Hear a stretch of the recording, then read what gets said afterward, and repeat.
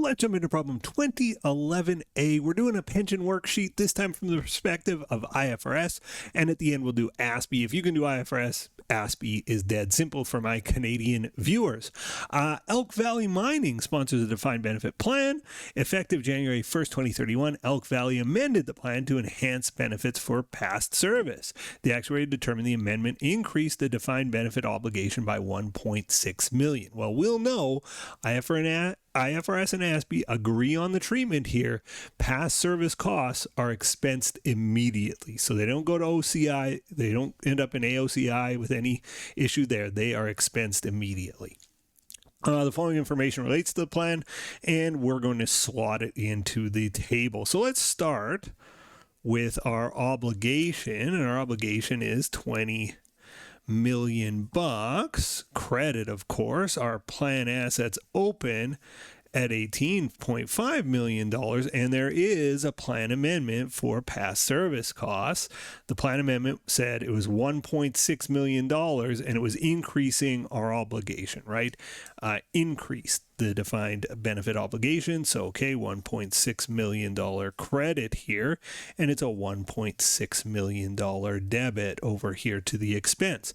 No other changes, so we can subtotal 18.5 mil debit under the asset, 21.6 mil credit under the obligation.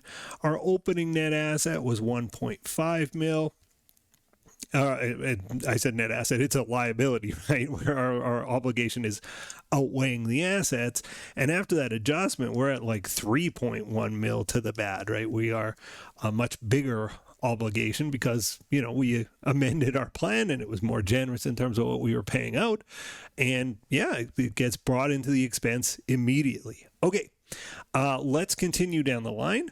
So our discount rate here, 5% on the obligation, and our obligation, 21.6 million times 5% is 1080. So our interest cost here is 1080.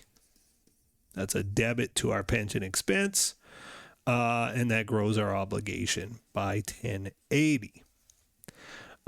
What about this expected return? Well, any expected return is a US GAAP concept. Under IFRS, and this is one of the differences between IFRS and Canadian ASPE, we don't use the expected return. We just use the discount rate, and we say, okay, our plan assets are expected to grow by the discount rate, 18.5 mil times 0.05, and 925K. Now that goes here under pension expense, and it's a reduction of our pension expense. So we have this liability, it grows by this much. We have this assets, they're expected to grow by this much. Now, what do they actually grow by? They actually grow by 950. And so you can see they grew by more than what we were expecting. The difference under IFRS goes to OCI. Since there is no OCI in Canadian GAAP, we just put the 950 all into the credit to pension expense. Here, though, the other 25K credit to make this thing balance goes under OCI gain loss. In this case, gain, right? We made 25 grand more than what we expected to. Okay, I had skipped over, so we dealt with that. I skipped over the 1.1 million current service cost. That's one of the easy ones. You just put 1.1 million debit under current service cost and $1.1 million credit under pension obligation.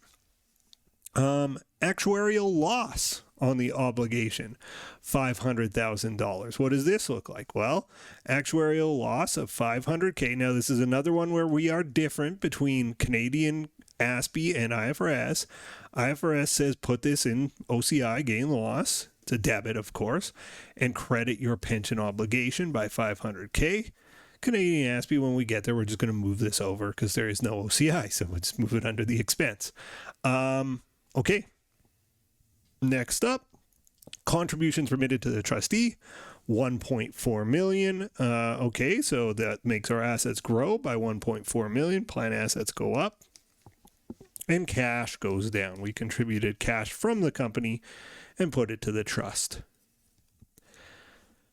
Benefits paid to retirees, $1 million. Well, what does those do? What does that do? Well, it reduces our assets, of course. We're paying out assets, and it reduces our liabilities. So we're paying off the liability, debit a liability to make it go down, credit an asset to make it go down, and we are in balance. Okay, that's all of these. Now it talks about AOCI's opening balance and might hint at, like, is there some amortization here? The good news for us in Canada and IFRS places is we don't have to do any of this nasty amortization stuff that our American cousins have to do. Corridor rules and amortization. OCI under IFRS, it goes in and it doesn't amortize out. It just sits in OCI. Under ASPE, it never goes into OCI. So we don't have to worry about either of these. These do not apply. Not applicable. That makes our life easy. And once that's done, we've sort of filled in every cell. We are done. We just need totals. So let's total up our plan assets. 18.5 mil minus $1 million. Plus 950,000 plus 1.4 million lands us at 1985, a very good year.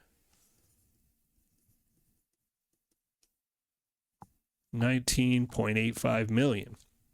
Let's do our liability. I'm going to start at 21.6 mil, plus 1.1 mil, plus 1080. Minus $1 million. It's a debit there. Plus 500,000. We end up at 23,280 credit. And you can see the credits are much larger than the debits. 23,280 minus 19,850.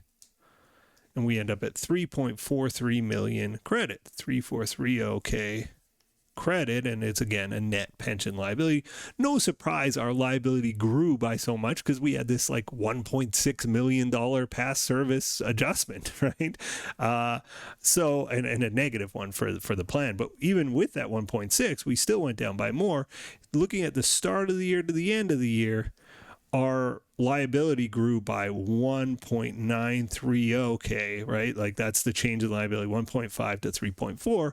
And that number is going to come into our journal entry here. I'm going to sort of solve it a different way, but I'm looking for that number. 1930 credit is what I'm expecting to see. Now, how do I get there? Well, we just add up our journal entry and this will be a missing number to make it balance. So the cash totals to 1.4K. Credit, or 1.4 million, I should say. This one is 475K debit.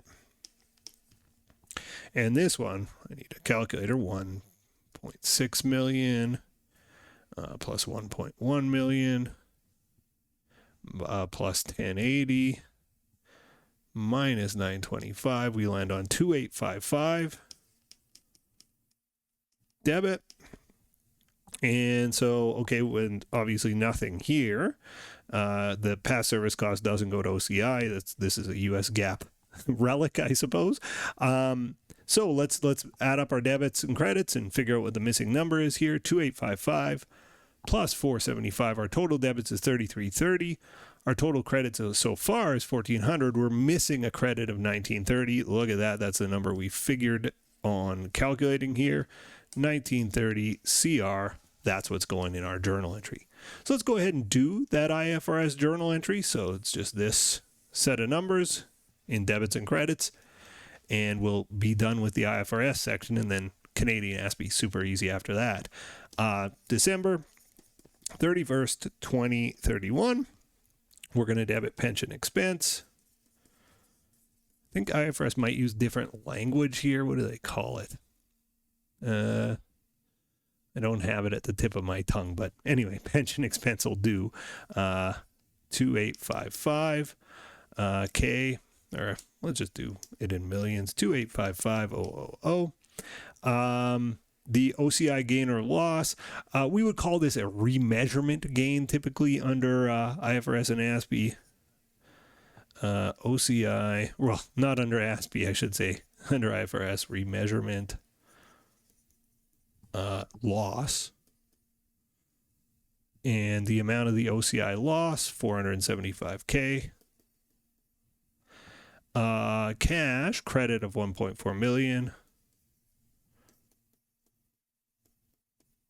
And last, net pension liability.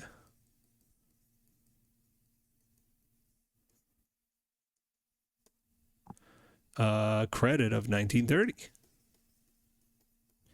And there we have the IFRS entries done. We've completed our table, and this table feeds a lot of other information, where our OCI and AOCI balances, what's our obligation balances. This feeds into